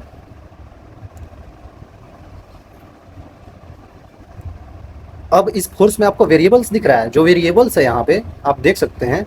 मतलब कि डीएम है, डीएम तो हमें नहीं पता है, ओके ओके। और डिस्टेंस भी उस तरीके से लिख सकते हैं हम लोग, ठीक है। देखिए डीएम यहाँ पे वेरी कर रहा है, क्योंकि डीएम डीएम मास मास, तो डीएम है कितना, डीएम है कितना बच्चों, देखिए इसका लेमडा मान लिया था ये, तो डीएम क्या होता है, लेमडा इंटू डी एक्स, यही तो होता है। तो लेमडा क्या है, mass per unit length, M by L into D X कर देंगे। सिंपल, सिंपल है ना बच्चों, सिंपल नहीं तो है। ओके ओके एक, अब उसको यहाँ पे पुट कर देते हैं बच्चों, अब उसको यहाँ पे पुट कर देते हैं। जी इंटू डी एम, मतलब एम तो ठीक है, एम तो कांस्टेंट ही था, इंटू एक्स प्लस ए का होल स्क्वायर था, इंटू क्या हमारे पास आया था, डी एम का वैल्यू हुआ था एम बाई एल, मतलब कि M by L into D X, ठीक है। तो अब हमें क्या करना होगा बच्चों, अब हमें क्या करना होगा, ठीक है, ये हम छोटा सा एफ लिखते हैं फोर्स, क्योंकि बच्चों डी एम छोटा सा मास का तो फोर्स डी एफ ही होगा, तो इसको इंटीग्रेट करना होगा अब हमें। तो इंटीग्रेट कर देते हैं, तो एफ आ जाएगा टोटल फोर्स, जो कि जी कांस्टेंट है, और स्मॉल एम मास भी कांस्टेंट है, एम भी कांस्टेंट है, एल भी कांस्टेंट है। नीचे क्या आ गया हमारे पास, D X upon X plus A का होल स्क्वायर, ठीक है।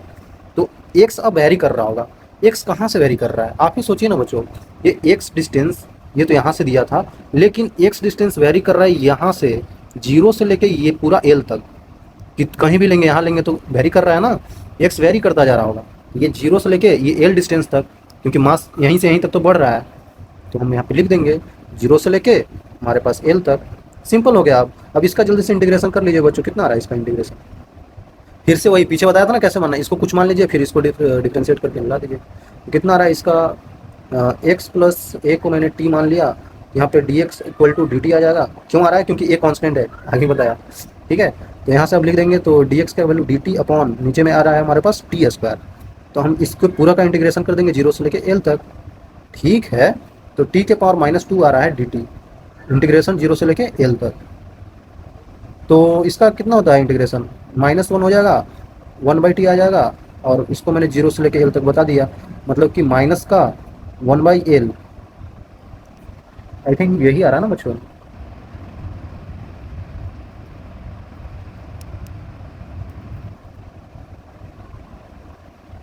यहाँ पे आई थिंक बच्चों थोड़ा सा गड़बड़ कर दिया, नहीं गड़बड़ नहीं किया है, मतलब कि -1, अब टी है तो टी का वैल्यू तो रखना ही पड़ेगा। टी क्या था हमारे पास, 1/x प्लस ए था, ध्यान से देखिए, और जीरो से लेके एल तक वेरी कर रहा है। तो अब हमें यहाँ पे लिखना होगा कितना आ जाएगा ये, अब कितना आ जाएगा ये, देखिए अब आ जाएगा ये एल, एक्स की जगह एल रख देंगे, तो एल प्लस ए, मतलब कि माइनस का 1/l प्लस ए, प्लस का आ जाएगा क्योंकि माइनस अंदर चला गया है, और जीरो रख देंगे तो 1/a आ जाएगा।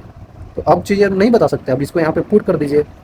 तो एफ हमारे पास क्या आ रहा है बच्चों, अब G capital M small M divided by L into, into में क्या चिंटू, एल आ रहा है ऊपर, क्योंकि ए माइनस से कट जाएगा, L upon A into L plus A. Simple सी बात है, एल एल कट गया तो ये आपका आंसर हो गया। आसान है बच्चों, करेंगे तो आपको समझ में आएगा, है ना, खुद से करिए एक बारी।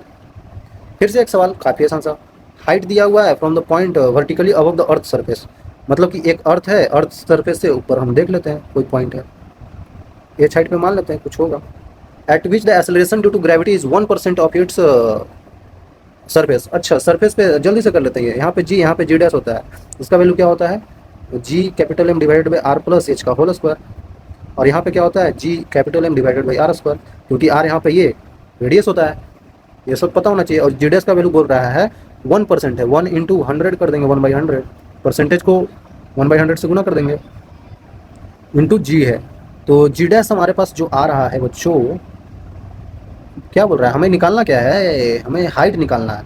तो जी डैश का वैल्यू क्या है हमारे पास, जी डैश का वैल्यू हमारे पास क्या है बच्चों, G M divided by R plus H का whole square equal to 1/100 into G M divided by R square. तो यहाँ पे जी एम कट गया, तो R by R plus H का वैल्यू हमारे पास जो आ रहा है 1/10 आ रहा है, मतलब 10R equal to R plus H, मतलब कि 9R, मतलब कि एच का वैल्यू 9R है। सिंपल है, 9R बच्चों, ये आंसर होगा। और यहाँ पे कुछ लोग सोचेंगे ना कि जी का वैल्यू हम ये वाला यूज करते हैं, कौन वाली जी का वैल्यू, जी डैश का वैल्यू जी इंटू 1 - 2h/r, इस वाले ये वैल्यू तब यूज करते हैं जब एच का वैल्यू बहुत बहुत छोटा हो बच्चों आर से, है ना। लेकिन यहाँ पे एच का वैल्यू कंपेरेबल है, एच का वैल्यू जो है कंपेरेबल है, 9R आ रहा है, इससे आंसर नहीं आएगा आपका। अब बोलेंगे हमें कैसा पता चलेगा कौन सा लगाना है, ये पता तभी चलेगा जब आपको यहाँ ऑप्शन देखिए ना, 9R, 10R, 20R, 8R, ये सब आर के कंपेरेबल है, मतलब कि आर में वेरी कर रहा है ना, मतलब कि छोटा नहीं है बच्चों, आर में वेरी कर रहा तो छोटा नहीं है, तो छोटा के लिए ये होता है ना, बड़ा के लिए तो ये सिंपल वाली जो अप्रोच है उसका यूज कीजिए। छोटा रहेगा, छोटा मतलब कि यहाँ पे लिखा रहता 1/20R, मतलब बहुत छोटा, ये सब छोटा छोटा वैल्यू है, तब ये आ सकता था, है ना, छोटा वैल्यू, याद रखिएगा। और डेप्थ में जाने के लिए देखते हैं, डेप्थ का सवाल ही होगा, depth at which the value of acceleration due to gravity become 1/n times of its value at surface. बोल रहा है कि ग्रेविटी जो है जी डैश अंदर जाने पे 1/n टाइम्स ऑफ हो जाता है सरफेस का। फिर से वही बात, तो यहाँ पे जब अंदर जाते हैं तो अंदर क्या होता है, अंदर होता है जी डैश का वैल्यू अंदर पता है ना, वो तो जी इंटू 1 - d/r हो जाता है, डी डेप्थ नीचे जाते हैं, 1/n इंटू जी, तो ये जी कट जाएगा, तो कितना हो जाएगा, ये कितना हो जाएगा, d/r का वैल्यू कितना हो जाएगा, 1 - 1/n, मतलब कि n - 1/n, तो यहाँ से d का वैल्यू हो जाएगा 1 - n - 1/n into r।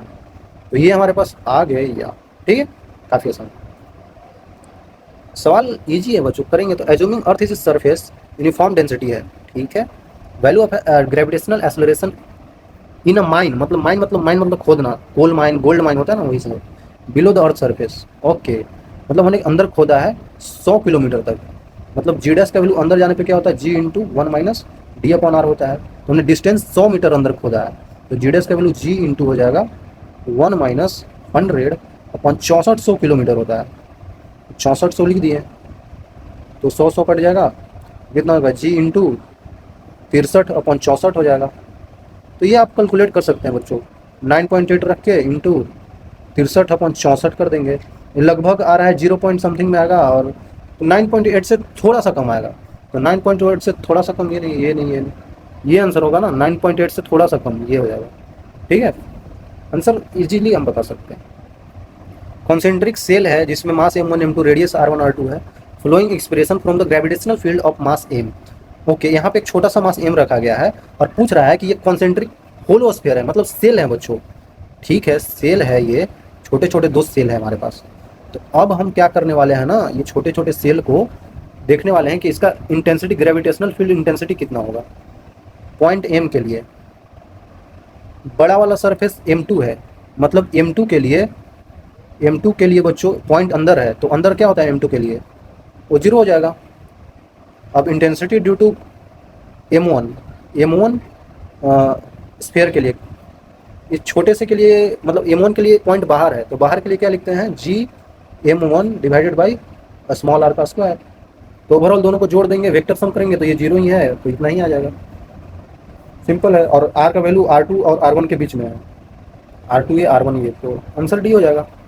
Simple है यार, अभी आपने फॉर्मूला पढ़ा है बच्चों। तो अब इन्फानाइट बॉडीज दिया हुआ है, each of mass 3 kg, situated at a distance of 1248 metre. Okay, ये ऐसे कुछ है, ये 0 मान लेते हैं, ये पॉइंट है 1 मीटर, ये हो गया 2 मीटर, 4 मीटर, ये 8 मीटर, और ऐसे ही करके बढ़ता जा रहा है, 16 तक बढ़ेगा, फिर ऐसे इन्फिनिटी तक बढ़ रहा है। और इस सब पे मास रखा हुआ है 3 केजी का, 3 केजी का सब पे मास रखा हुआ है।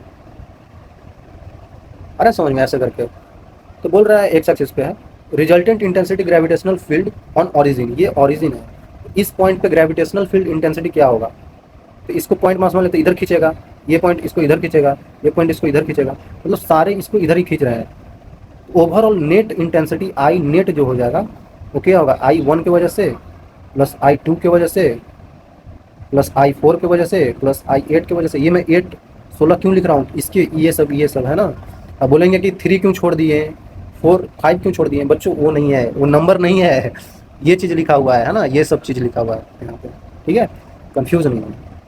तो I1 कितना हो जाएगा, Gm1, मतलब मास तो सेम है, m divided by R square मतलब 1 का square, plus Gm divided by R square मतलब 2 का square, plus Gm divided by 4 का स्क्वायर। ऐसे ही बढ़ता चलेगा, Gm डिवाइडेड बाई 8 का स्क्वायर। ऐसी चीज़ें बढ़ते बढ़ते इन्फिनिटी तक जाएगा। तो Gm कॉमन ले लेते हैं, तो 1/1 का स्क्वायर प्लस 1/2 का स्क्वायर प्लस 1/4 का स्क्वायर प्लस 1/8 का स्क्वायर। समझ रहे, चीज़ें ऐसे तक इन्फिनिटी तक जा रहा है। मतलब अब देखें तो Gm इंटू क्या आ रहा है, Gm इंटू, समझिए ये है क्या, एक Gp तो है, मतलब कि समझिए ना, 1/2 का स्क्वायर बटा 1/1 का स्क्वायर क्या हो जाएगा, 1/4 हो जाएगा। फिर इसका भी अगर काटेंगे तो 1/4 हो जाएगा। मतलब कि यहाँ पे एक Gp बन गया है, जिसमें जो होता है ना रेशियो आता है उनका, वो कॉमन रेशियो कितना आ गया है, 1/4 आ रहा है। सब में देखेंगे तो इतना ही आ रहा है। तो अभी फार्मूला आपको पता होगा, इन्फिनिट तक अगर ले जाते हैं सीरीज को, तो वो क्या होता है, A/1 - R होता है। तो ए क्या होता है, पहला टर्म, फर्स्ट टर्म होता है ना बच्चों। तो Gm इंटू फर्स्ट टर्म कितना 1 है, 1 - 1/4 R ये था। तो अब कितना आ रहा है, Gm इंटू 4/3 है ना, तो ये इतना आ जाएगा 4Gm divided by 3। Mass 3 kg था, तो 4G into 3 divided by 3, 3 cut गया तो 4G आंसर आ गया। अभी भी 4G के ज़माने में 4G, 5G के ज़माने में 4G आंसर आ रहा है ना। तो ये 4G हो गया हमारे पास। चीज़ें आसान है यार, चीज़ें आसान है बच्चों, करना होगा आपको खुद से तभी होगा जब आप चीज़ों को समझेंगे, सीखेंगे। मिलते हैं आगे, तब तक के लिए ओके बाय।